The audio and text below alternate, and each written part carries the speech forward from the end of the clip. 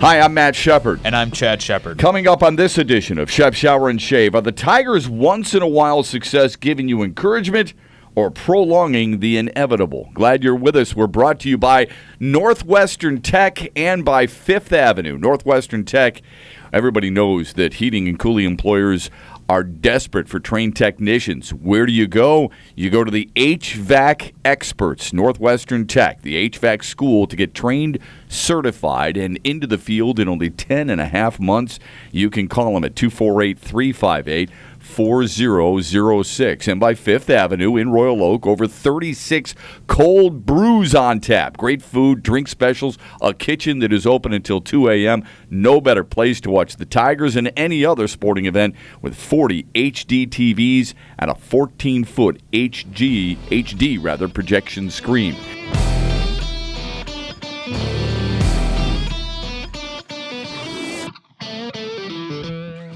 So the Tigers, we know, are struggling and just really, and I wouldn't even say struggling, just kind of muddling their way through this baseball season. Do you know how many times they've won 4 games or more this year?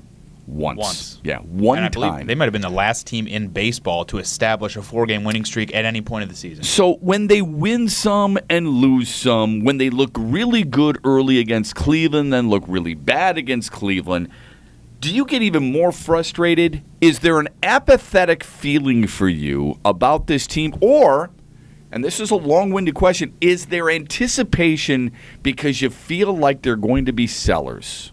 It gives me anxiety, to be honest with you, when they come out and they play well and they show what they're capable of, because that's what's so frustrating to fans is that this is not the Twins roster, right? This is not the roster of the overachieving Tampa Bay Rays of a few years back and things like that. Or even this year. Yeah, or even this year. This is a team that on paper should be a lot better than it is and is underachieved for not just this year but for a long extended period of time. So when you see the flashes and the glimpses of what they're capable of or what you think that they should be playing like on a more consistent basis, it just makes you scream at the TV, why can't you do this more often? But Chad, isn't every single team capable of this? I mean, right now, with where they are in their record, isn't every team capable? Don't about it. Every Major League Baseball team is capable of winning, right? I mean, they got major leaguers for crying out loud. I don't want to say why are we kind of fleeced into this belief, but why do we constantly refer to Detroit as a team with great talent? Well, they are. The expectations internally and externally are different for that team compared to what the Brewers were going into this year, compared to what the Twins were going into this year. And instead, when you look at the standings and they're closer to teams like the Reds and the Phillies, I don't understand. Why would you not have a different set of expectations for a team with a roster like that? Well, because we all knew that Victor Martinez was on the decline, okay? We knew there was a massive hole in center field. We know what Jose Iglesias and Nick Castellanos are to a certain extent, that they're good players, but they're not going to be revolutionary players, and that there's an offensive void behind the plate. Alex Avila has surpassed everybody's expectations. Isn't Toronto – I mean, Toronto's just as, if not more talented – than the Tigers, and they're disappointing too. But we've talked about this thing coming to an end, this era or whatever in Detroit coming to an end. How long has Toronto even had this window open? 2 years ago, they were excited just to have a playoff game in the Rogers Center. They brought in Troy Tulowitzki. They had to move to get Josh Donaldson and guys like that. The emergence of pitchers like Marcus Stroman and Robert Osuna, who was in their bullpen and things like that. Happ actually had a really good year. Yeah, those guys step up, but their window has been 3 years open. The Tigers have been doing this for 10, 11, 12 years. That's my point. That's what's so frustrating. That's my point. The point is that they're at the end of the window, so why are we so surprised? They're at the end of the window. They've had a nice 10-year run. Why did we expect anything different? And by the way, Toronto's had a really good year out of Justin Smoak. Russell Martin's a pretty good player, right? I mean, Jose Bautista. They've got plenty of talent, too, and they've only got one more win than Detroit. Why is everybody so astonished? Why are we so surprised that this team is well below 500? Because I'm really not that surprised. I'm a little disappointed with certain individuals, but collectively as a team, I'm not surprised at all. I've never had, I said at the beginning of the year, I expected 78 wins out of this team. All right? Now, I'm not trying to toot my own horn here because I might not be right about that. But this is something that was on my mind for a long time because of how this team is A, built, and B, the age of the people that are supposed to carry them. It's just not built properly. Okay, but I'm not going to pretend like I walked into this season expecting them to win 95 games or that they're going to be dramatically different from another season. But that's not what you asked. You asked why, when we watch them play well, we get frustrated. This is what I'm saying. If you see the flashes of brilliance, that's when you're going to get frustrated. If they play like dog crap all year, you're going to expect them to play like dog crap. And I think a lot of people at the end of last year had a different taste in their mouth because Justin Upton was hitting home runs. Yeah. Justin Verlander was playing well. Michael Fulmer was still on fire. Yeah. They showed more life last August and September, and that maybe fans were naive for thinking that. They had a different set of expectations coming into this year. Now, the comparison against Toronto is apt because of how somewhat similar they are in the standings, but that's a different division, as we've talked about before. The AL East is much more difficult. So you can make the argument. Red Sox and the Yankees 18, 19 times, it's going to be difficult. You can make the argument Toronto is a better team with a similar record or the same record, just like I think the Lions could be a better team with a worse record this next year. They are next to each other in payroll. The Tigers are 4, the Jays are 5. That's about a $25 million difference in total payroll. So that's a good comparison in terms of expectations. But my point about the window being open longer for Detroit is that it's not a surprise to people that the window's being closed now. People have said going into the season for year after year after year, they got to, this is their last shot. They're going to punch right through right here. And heading into the season, the internal and external expectations were that they were making a final run at it. Not, okay, I really hope they put themselves within playoff barking contention so that we can have a nice send-off for some of these players. It was collectively realizing this is our last shot, now let's go get it. So if anything, that makes the disappointment that much more because it's clear to everyone. It's not the first year of a team being assembled. It's clear to everyone now or never, and they still can't do it. That's if you believe they were putting it together for another run. I think they were keeping it together because they had no other choice. But what's they did?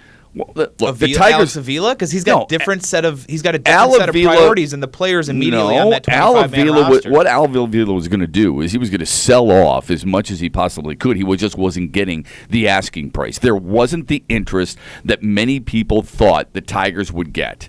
So because of that, he just kept it together, I believe, because he had no other choice. It's not like they were like, we're going to make one final run. But who performs here? The players perform. Read the preseason quotes from the players. They are glad to be back together for another year. They're glad to have another shot at it. They're glad it didn't get blown up. They're the ones who came out here and failed to execute. The fans didn't say, all right, let's pool our money together and take one more shot at this. Al Avila didn't say, all right, I'm putting my job on the line with you, Brad Ausmus. Let's pool everything we have together and take another shot at this. The players, once the roster was assembled, were excited and expressed that excitement about going after it. What else are they going to say? So I'm saying when they don't get the results that need to be backed up to have that kind of, to support those kinds of quotes, there's nowhere else to blame it on, and that's where the frustration mounts, because it's not about the way a team is philosophically built anymore. This is supposed to be good enough, what they have there. Maybe the bullpen, but the lineup is supposed, maybe the bullpen isn't, but the lineup is supposed to be good enough. The rotation is supposed to be good enough, and it's not there. I'm just telling you,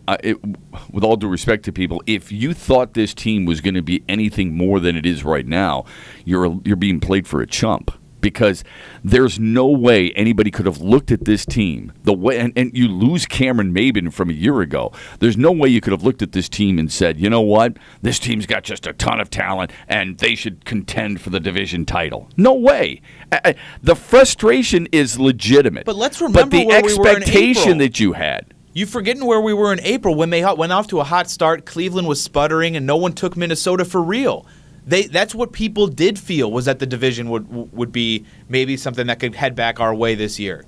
It might not have been the best preseason expectation, and a preseason expectation is different from an in-season feeling or something like that. But we started this whole thing off with, when the Tigers are playing well, does it frustrate you? Does it make you want to sell those pieces off? Look, I guess in one sense, you're glad that those pieces are playing well because you'd like to sell higher. We wish we could go back to a year ago and sell the Verlander of a year ago as opposed to trying to sell the Verlander with a 4.96 ERA during this current season. That's not the case. But from the rest of the perspective, I just don't. It doesn't align for me the same way.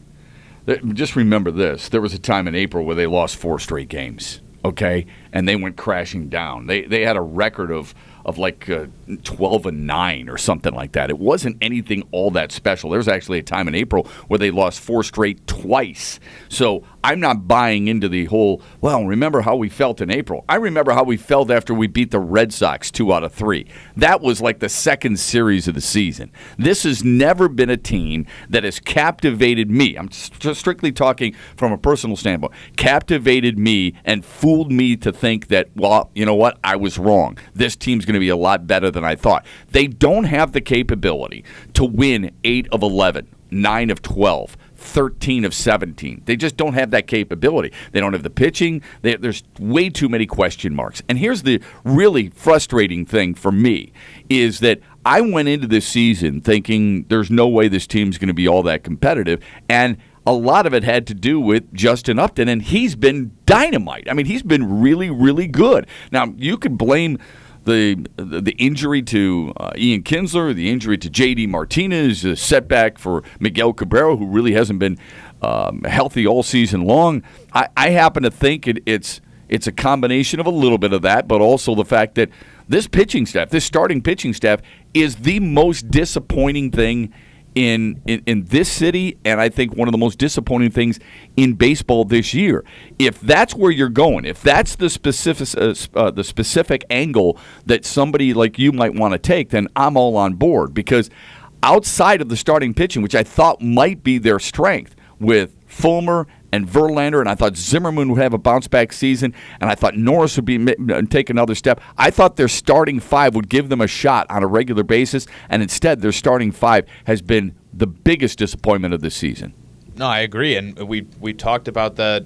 You know, we've mentioned this before, philosophically, the way a team is built, and we've complained about it in the way they move around the bases and play defense, and we've complained about the way that the starting pitching staff is built philosophically as well. And but defensively, they've actually been better than I thought. Mikey Matuk has done a nice job in center.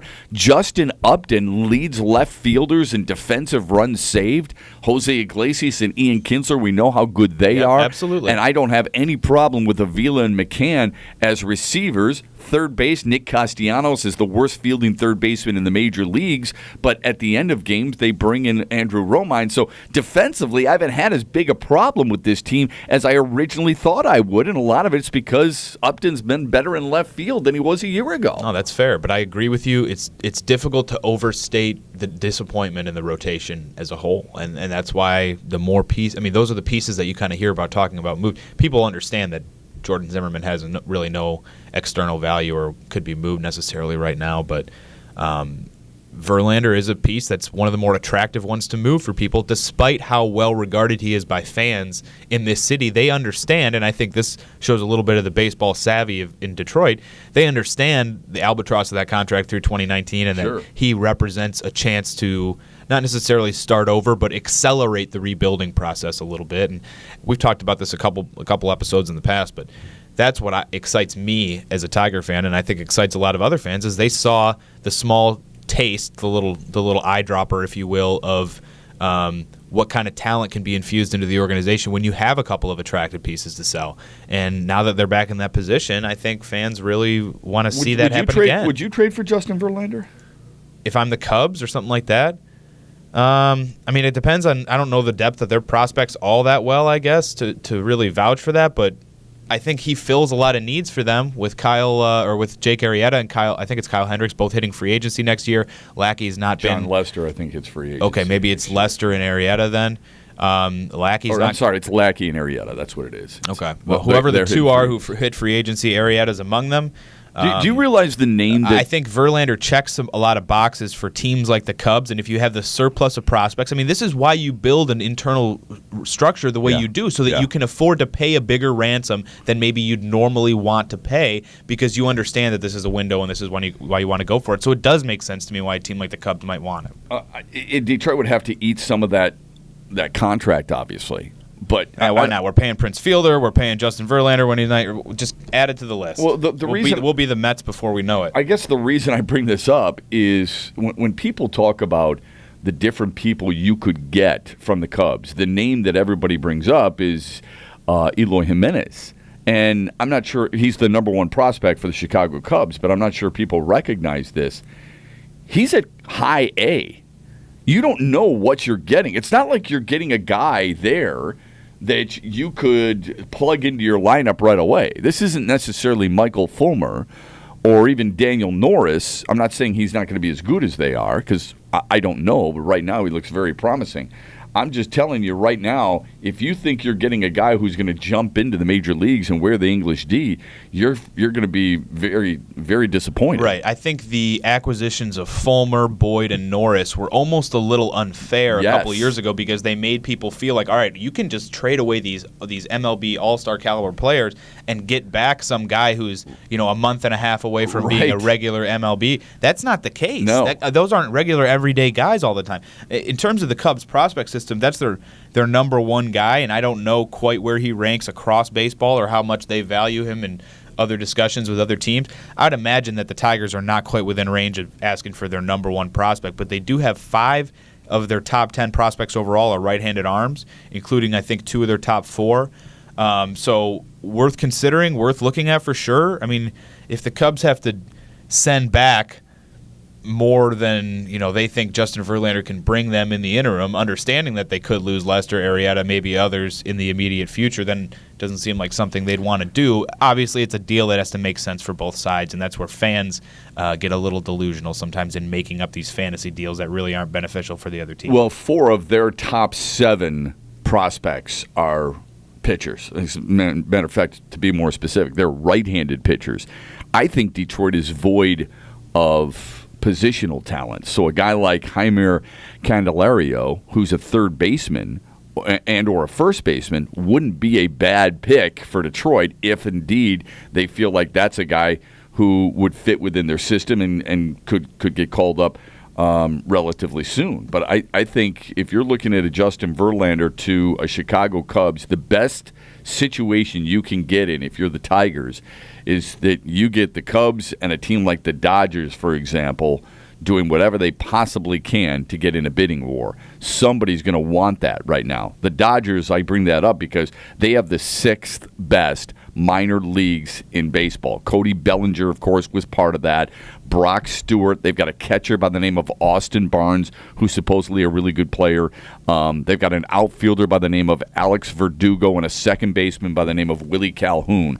Those are some encouraging names. You're not going to get Cody Bellinger, okay? I mean, I might consider doing that straight up, quite honestly. But I would like to see Detroit try to replenish some of the void that they have, middle infield-wise and outfielder-wise. I don't know how long it's going to take for certain guys like Christian Stewart to get to the major leagues. I would like to see what Detroit might be able to get from some of these other teams that have these high-level prospects, not just pitchers, but high-level prospects that are going to be able to, make a quick jump. Alex Verdugo is a guy who can hit the baseball. Drew Jackson's a guy who can run. Those are 2 prospects in the Dodgers system that I think Justin Verlander might be able to bring if LA feels like this is the year for them. So that's what I'm looking at. I quite honestly, and you and I have talked about this before, and we didn't mean to get off on this rant on, buying, selling, and who brings back what, but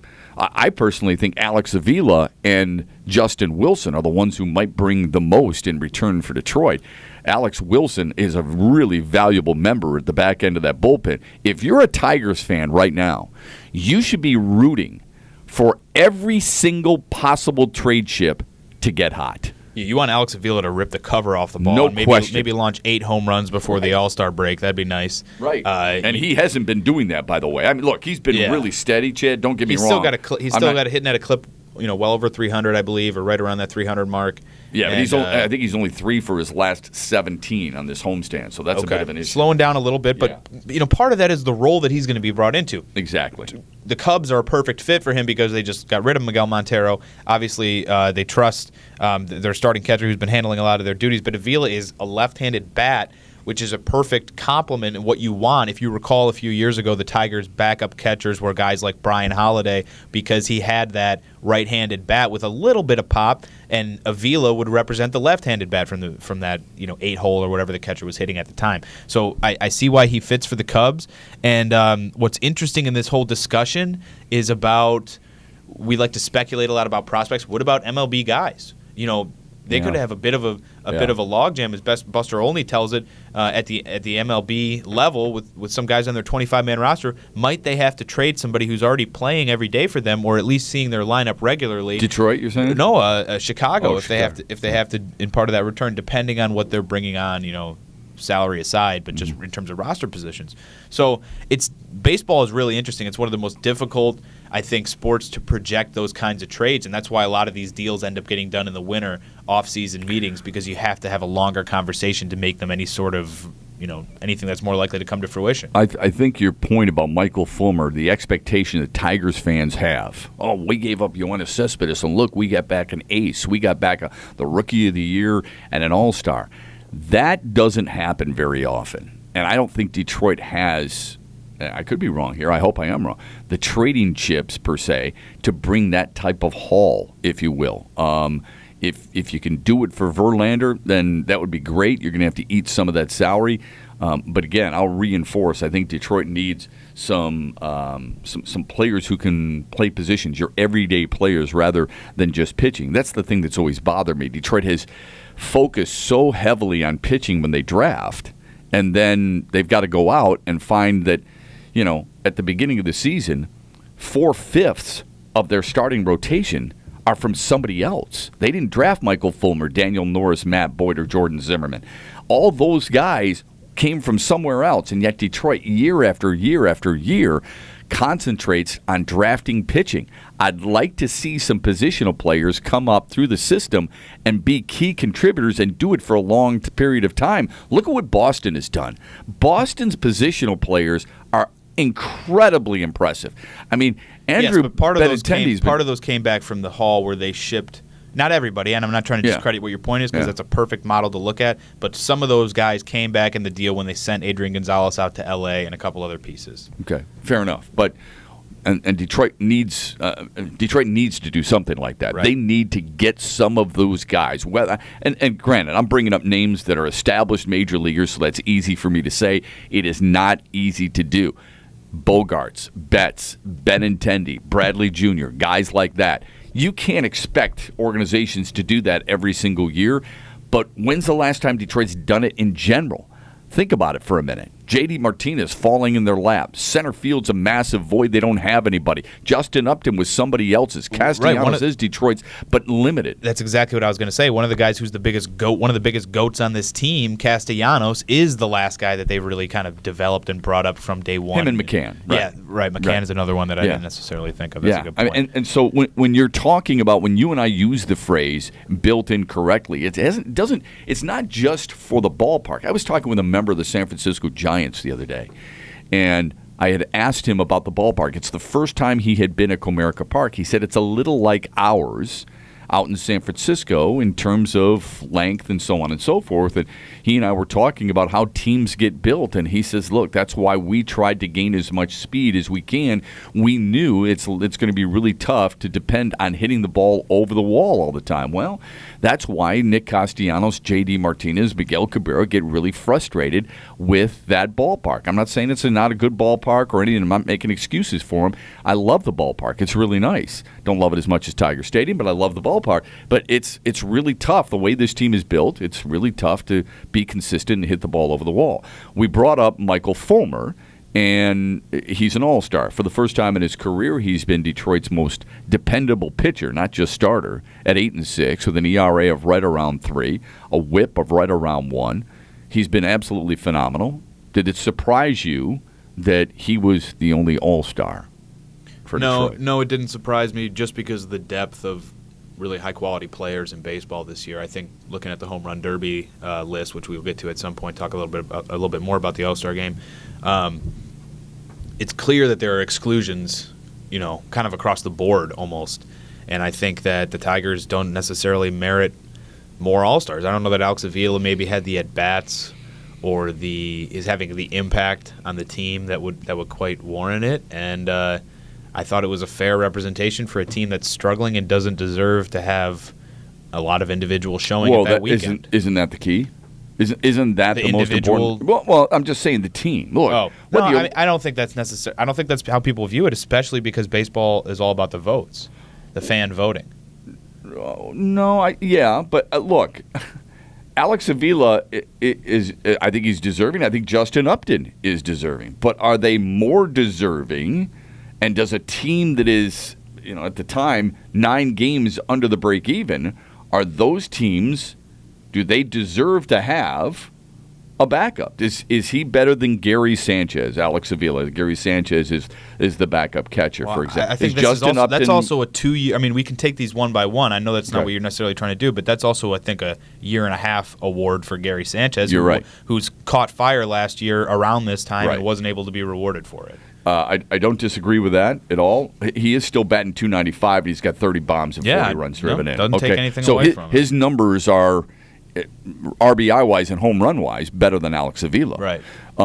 Justin Upton, I think, was deserving of consideration. But is Justin Upton more deserving of Avisail Garcia, who through the first 2 months of the season many people thought was actually maybe even the MVP, Mookie Betts or Michael Brantley as reserves? No, they're not. Yeah. I think what we have a tendency to do in our market, and maybe we're not unique in this regard, is that we overvalue our players, and we think they're better than everybody else. And this is part of why I love baseball and hockey, and I think a lot of basketball fans would argue this point as well, although maybe I don't appreciate it as much because I didn't play the sport really at all. But I think baseball and hockey in particular, there's such a wealth of really good players. Mm-hmm. You can almost have different kinds of favorite players. My favorite left-handed relief specialist is. My favorite power-hitting first baseman is. My favorite multi-position utility guy is. And there's it's like different genres of characters or animals or superheroes or something like that where there's really a depth of talent in all these different categories, and there are more categories as well.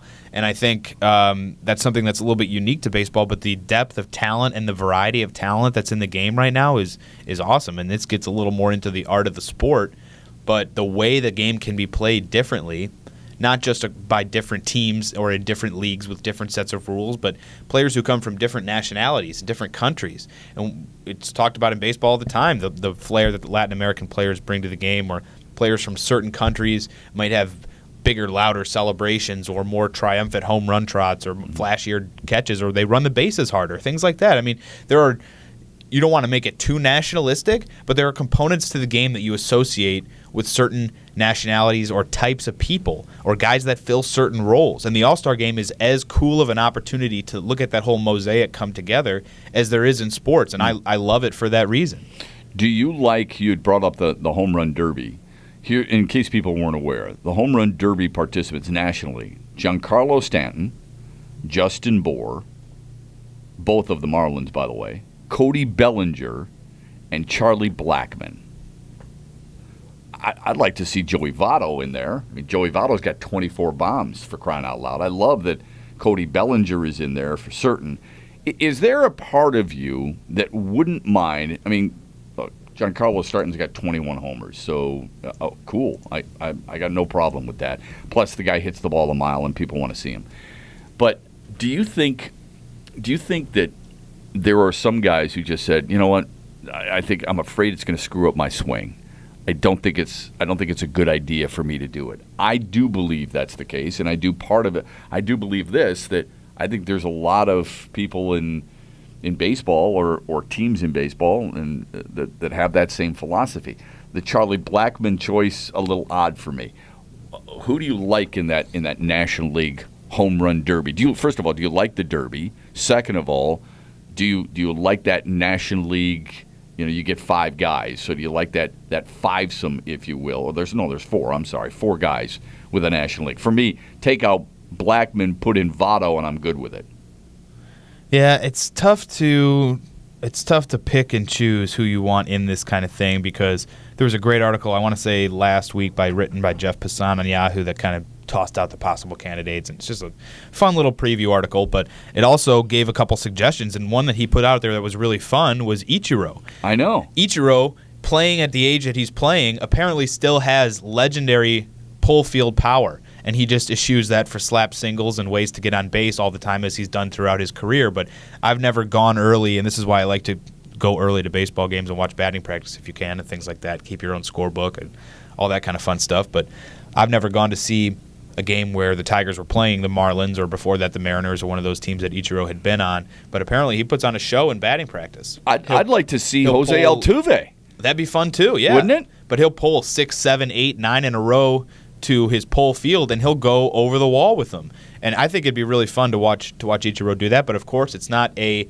for fun, let's take a chance spectacle. It's guys that are for sure going to compete, guys that are for sure going to participate, and you want them to be dropping bombs. Well, in a perfect world, you want a guy like Bellinger, Stanton because of his power. He's still among the league leaders in the National League. Bryce Harper would be ideal, right? Right. So is Bryce Harper not participating in this just like LeBron not doing the dunk contest kind of in the NBA? I think so. I do agree with what you're saying about screwing up your swing. I understand that. I empathize with any player who doesn't want to participate as a result.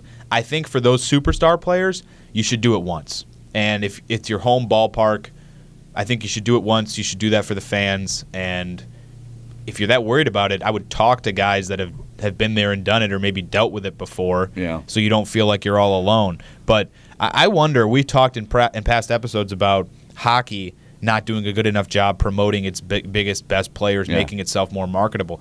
I love this home run derby field. I like it a lot of the players. I'm a big baseball fan. I don't think this is a great list of recognizable and marketable names. No, it's not. And I wonder... Bohr and Blackman both have 18 bombs, but neither one of them turns your dial. Well, I wonder if there's going to be concern about that at all, because Miguel Sano is a heck of a player. He hits the cover off the ball, but he's quiet. He plays in Minnesota. Right. He's not known for his defense. Aaron Judge obviously has gotten a ton of attention with the Yankees, and Gary Sanchez. That's why you have two Yankees there. Mike Moustakas is a guy who was big in the World Series a couple years ago and has been hitting the cover off the ball for the last 6 weeks or so. Yeah, the American League, actually, it's a little more justifiable with the American League and who they have in their list. But let's face it, Major League Baseball, well, I shouldn't put it that way. Most people who are enamored with baseball right now would love to see the finals be either Stanton or Bellinger against Judge because of the towering home runs that all three of them can hit. Now, really, if you're looking for distance, it's Stanton against Judge. I mean, look at what Aaron Judge has done. Right. It's been unbelievable. He's captivated everybody. I don't care who you are. You know who Aaron Judge is. He's got 28 bombs, 329. We're talking about not just Rookie of the Year. We're talking about MVP numbers for a kid who is just at 6'7", 280, 85 pounds, just a massive kid. But everybody wants to see him play. And I don't care how old you are. If you've been following baseball, you've been captivated by this young man. Yeah, no, I agree. I understand. I'm not trying to take Judge out of there. I'd like to see George Springer actually in it. Yeah. I think George Springer deserves to be in it. I think Logan Morrison deserves to be in it, but I like your pick, actually. I would have loved to see Joey Votto in this because he's got some of the best bat control and pitch selection. Yeah. Not that that matters a ton when you're taking BP. Of anybody in baseball or anybody I've watched throughout my career, and a guy who would have put on a show but doesn't deserve to be in the All-Star game necessarly, given his batting average and things like that, is Eric Timms, I would say, for the Brewers. Justin Smoke is starting the All-Star game. He's a guy that could deliver, too. I think he's got 22 homers, something like that. I mean, Joey Gallo is he's built for this kind of event. He strikes out as much as he does, but he crushes home runs. So there's a bevy of high-quality options, and I think that only adds into kind of what I was talking about earlier, the wealth of talent in baseball right now that makes the sport so fun to watch. But let me ask you this. But real quick, I want to hear your picks in both leagues, and then who you would take to win it. Well, I would like to see, as I mentioned, I mean, if you're going to put on a little bit of a more than just a home run, if it's got to be more than that, if it's got to be entertainment, if it's got to be a show, you wanted an Ichiro or an Altuve, I'm fine with it. But if you don't want to do that, if you just strictly want to look at guys, I can't wait to watch this guy hit a homer. Aaron Judge, George Springer hits him a country mile, Logan Morrison, and I'll give you a kind of a sleeper. Even though he's not going to the All-Star festivities, but home run hitters don't necessarily have to. Mike Napoli hits the ball a mile. Yeah. And he's got that uppercut swing. I wouldn't mind seeing those four guys for the American League. It's really hard to go against a guy I like those as suggestions. I wouldn't interchange all four for all four, and I don't think you're saying that. No, I'm not. So those would be my American League. My National League, I'm really entranced by Cody Bellinger and what he's able to do. I would like to see Bellinger. I'd like to see Votto. I'd like to see Stanton because of how far he hits it. And I'd like to see Bryce Harper. Those would be my 4 ideal candidates for each league. As far as the current ones, my finals, I'd like to see Judge for New York and Stanton just because of how far he hits it for the National League. Of course, he's won it before. Yeah, I think that would put on the best show. I think everyone's looking at this with Giancarlo Stanton as the betting favorite, and you kind of have to. I hope that we see Bellinger do something special. Bohr would be fun to advance because you get 2 Marlins, even though that's not as fun if you're not a Miami fan. Yeah. Personally, I kind of hope it's Charlie Blackmon, to be honest with you, in the NL, because I really like just the way he plays the game. So do I. And I think it would be a lot of fun to watch him and I like him Giancarlo as go a off player. in the final. Yeah. I don't know if he'll have the strength, endurance, for lack of a better term, to hang with Giancarlo Stanton for 200 swings or however many they're going to take. In the AL, I'm going to switch it up. I'm going to take Sano. So give me Sano in the AL, and as much as I want Blackmon, I'll take Stanton in the NL and Stanton to repeat. I gave you the 4 ideal candidates this year for me. I'd like to see them all do it at Coors Field, too, by the way. Oh, that'd be fun. I think that'd be an absolute blast to see what those guys can do. That would be really fun. There does come a point in time, though, and correct me if you think I'm wrong here, where the home run derby gets a little old. And to me, I think there's too many swings. I think they should cut down on the number of outs, cut down on the number of swings, and I really would like to see. And I've said this ad nauseum forever, but I'm going to repeat it in case people haven't heard my show or this podcast in the past.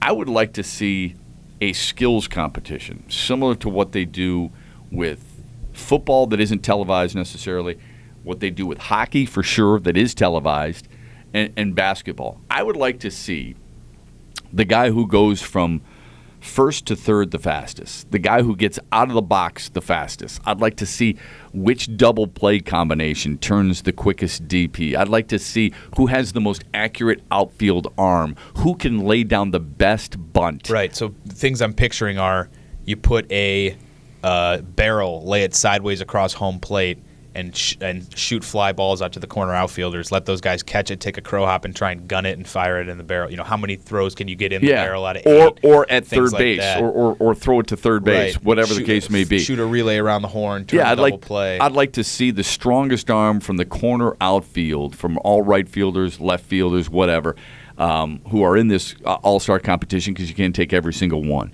I would love to see a guy lay down a bunt and have almost – pretend it's an arcing firing range, for example, and you've got different spots on the infield grass that are worth points, and where you could deaden the baseball. I think that's an art, and I'd like to see things like that. It could be like a shuffleboard or a bocce ball, where they're trying to get closest to the mound, hit the bunt back closest to the mound. Yeah, good example. Those might not be the best ideas. It's obvious why we do what we do and don't work in marketing or anything like that, but those are fun ideas in general, and I do think that's a great way to kind of introduce the personality of baseball players a little bit better, because so many of these guys embody a lot of the values that especially today's Americans really stand for, and the things that come from hard work and things like that, and mastering your craft day in and day out. And I think that could make baseball a lot more relatable. I like that idea a lot. I would also like to see the pop times from catchers. Yeah.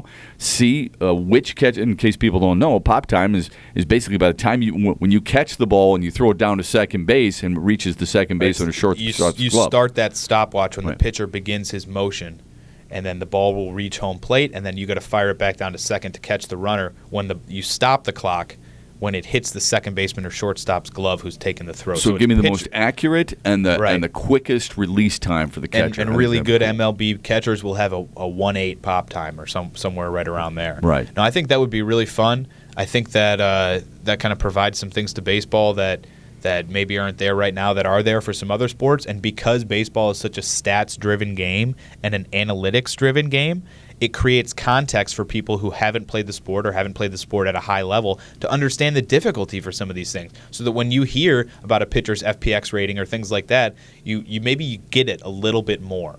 And that's the kind of thing that creates more passionate and more willing to spend their money, willing to be a fan for life type fans. And that's what baseball and other sports are looking at. Imagine, if you will, a time where Trey Turner, Billy Hamilton, D. Gordon are being timed first to third. That would be really cool. That's awesome. I know. I mean, that to me, that would be Mike Trout, not this year. Yeah, but most yeah, years, Mike Trout, same thing. How about if you did this competition where Mike Trout would rank in all these different categories? He'd be in every category. That might be the type of thing that puts a context to his abilities that current baseball fans or pedestrian non-baseball fans can't really understand. Right. He could participate in the outfield throwing contest, the home run contest, and the base stealing or first to third type contest. It would be awesome. I think that'd be really cool. And you could even show off players at other positions, someone who's got a hose of an arm in the outfield, put them at catcher and let them try and run a couple or throw a couple people out or things like that. And part of the concern for owners is players that get injured during these kinds of festivities. How about this? Create a hologram of Ricky Henderson's base stealing time and let people throw against the hologram or the projection and see what kind of catchers would look like today against people like Ricky Henderson. Get Johnny Bench out there and simulate his pop time with a projection or something like that, and let D. Gordon or Billy Hamilton try and steal off Johnny Bench. That's obviously technologically, there's no budget in my mind, but that's a pretty cool idea that I think is something that baseball just hasn't really shown a willingness to work towards those kinds of things. Well, everything is supposed to be made for television. Think about how that would come across on television. That would be unbelievable. People would lose it, I think. I mean, it would be must-watch TV. This is the difference, and we'll segue into our last topic right after this. This is the difference for me in today's television. Very little on TV is appointment television. You can DVR whatever you want. Most people don't even have cable anymore. They just watch everything online or on demand, or they bootleg things. This would be appointment television. Sports are the last things that you have to watch live to really be part of the community viewing experience. And that's what TV is all about in the first place, is people experiencing and viewing things together, not in isolation, not their own Netflix programs on their own. This is everyone, maybe a third or a quarter of all Americans coming across together to sit down and watch something that can't be seen anywhere else. That's a really cool thing that we've lost, not just in TV, but in sports. And baseball should be trying to get that back if they can. Amen. I'd love to see Billy Hamilton go first to third with Dave Parker's arm in right field, or Jesse Barfield's arm in right field, or Dwight Evans' arm in right field. How about the bets Vegas would field on those kind of things? So, do you think that Darryl Strawberry is going to outrun, right? No, Mike seriously. Trout or whoever it is? You could put Roberto Clemente and Al Kaline in that outfield and see what it's like. Yeah. People, you're right. Baseball's missing the boat in that regard. Obviously, we've taken that a little far down the line, and I'm sure their families would have a thing or two to say about using their likeness or simulating what those times are. And Pete Rose's family would never. Man. I get it. You're right. But speaking of things that you wish you could have back, one last topic to discuss here before we wrap up. With the MLB All-Star Games being named, 5 former Tigers named to MLB All-Star Games rosters, for their respective teams. Max Scherzer, of course, for the Washington Nationals. Avisail Garcia continues to rake for the White Sox. Andrew Miller doing his thing still in Cleveland. Corey Knebel, who was sent to Texas as part of the Joakim Soria deal a couple years back. And almost retired. Yeah, has emerged in Milwaukee as a shutdown bullpen option. And, of course, Robbie Ray, the left-hander with a really high K per 9 rate out in the desert in Arizona. The question is this. These guys are all having pretty good seasons. That was part of the Shane Green deal, by the way, in case people don't remember that. Yes, that's correct. Okay. Now, Scherzer left as a free agent. It's still fair to bring it up because he's an ex-Tiger. And that's what a lot of people were telling me on social media. When I tweeted out 5 former Tigers are All-Stars, a lot of people said it's not fair to bring up Max Scherzer because he was a free agent. Well, Max Scherzer was still an ex-Tiger. All I was doing is getting across the point that they've lost a player who is an all-star, and he's been a consistent one. He's been a strikeout machine. He's been the best pitcher in the National League alongside Clayton Kershaw, and you can make the argument he's been the best pitcher in both leagues since he's left Detroit. I've said this, and these pitchers get these mega deals, and it's only a matter of time before somebody else is up next, whether it's Archer or whomever that gets the next big one, bigger than this one. But of the guys who signed those recent ones, including Verlander, David Price, Max Scherzer, and a couple others. If I got to pick one, I'm taking Scherzer. Absolutely. I like him as a competitor. I like him as a bulldog, and I like his stuff as good or more than anybody else's. But what we wanted to get just doesn't complete a lot of games, but still. Yeah, he doesn't go as deep as Verlander did when he was at his best, or as Price has when he was at his best, who can be an 8-inning guy pretty regularly. You were talking about when they signed the contract. But with that said, I'll have to look up the exact tweet. Since he's been a member of the Washington Nationals, it's ridiculous. I want to say he started 80-something games, and maybe 15 of those games he's had a no-hitter through 6 or through 7 or something like that. Yeah. So if you don't go 9, but you're no-hitting a team through 6 2/3, and you go another inning, does that make it worth it? It's a semantical argument at that point. I don't it's look worth understanding. For me, Avisail Garcia, Corey Knebel are out of the discussion. Knebel, it could be kind of a flash in the pan. I think those guys are easily. Well, I don't know what posed the question. The question was if you can only have one back. Right. Who would you want? Well, that's what I'm saying. I'm saying both those guys for me are out of the discussion. I've eliminated those two guys because Garcia. Look, I mean, it's been a long time coming, but it's the 1-year thing for me, and same thing with Knebel. The Robbie Ray discussion is an interesting one because he's a strikeout pitcher, he's a left-handed pitcher, and he's a young pitcher. He's also affordable. So that's a really interesting one, at least as far as I'm concerned. And then, of course, Max Scherzer would probably be most people's selection because of his dominance, because of his award case, and because of his ability and track record. So, I mean, it's an interesting debate there that you have. I do agree with you that it really comes down to more. I would even take it more down to a 2-player discussion between Andrew Miller and Max Scherzer, and that's kind of the two that you would have to pick between. Miller's what they could use right now because he bridges that gap. That's an interesting question. We've talked about this with other topics, including Matt Stafford. It's not how much he's worth, it's how much he's worth to you. Right. So for today's Tigers, if you said your goal is still to make the playoffs for 2017, as unlikely as it seems, who does more for you in the immediate future between Miller and Scherzer? I don't know, because Scherzer's only out there every 5 days, and I don't know that you have enough time in the season. Maybe that hypothetical is just not good for this exercise. You're also in desperate need of a lefty in that bullpen. Obviously, Justin Wilson's been really good, but other guys, Daniel Stumpf has not performed the way you expected. Chad Bell has not performed the way you expected, so you could use a left-handed thrower in that situation. Andrew Miller's one of the more valuable guys out there, but Andrew Miller has stumbled at times this season as well. Yeah, and Frank Cohn has cited his own usage of him as a possible reason of that. You never know what's behind those comments. Maybe that's something to keep his confidence high. Maybe that's something he really feels. Okay, so narrow it down for me. Let's do it. Who's the one ex-Tiger who's an all-star this year that you would like to have back? For nostalgia and my own sake and everything, I'd probably say Max Scherzer. So would I. If I have to inherit the rest of that contract, give me Andrew Miller. Think about this. Max Scherzer has 10 wins, among the league leaders in the National League. He's got an ERA of 1.94. A lot of that has to do, by the way, with the National League, too. Right, Chad? I mean, the fact that he's facing National League teams / players / other pitchers. He's got a whip of .77. That's what he's got, a whip of .77. He's projected to win 20 games yet again. He's the guy I would take as well. Shep Shower and Shave, proudly brought to you by Fifth Avenue, always a premier destination in Royal Oak, with over 36 cold beers on tap. It is unrivaled weekends, unrivaled during the week as well, with a patio bar out there. Every Thursday, half-off wine, specialty cocktails, food specials as well. We're going to be out there Thursday with Mark Spindler, former Lion Mark Spindler. We invite you to come out.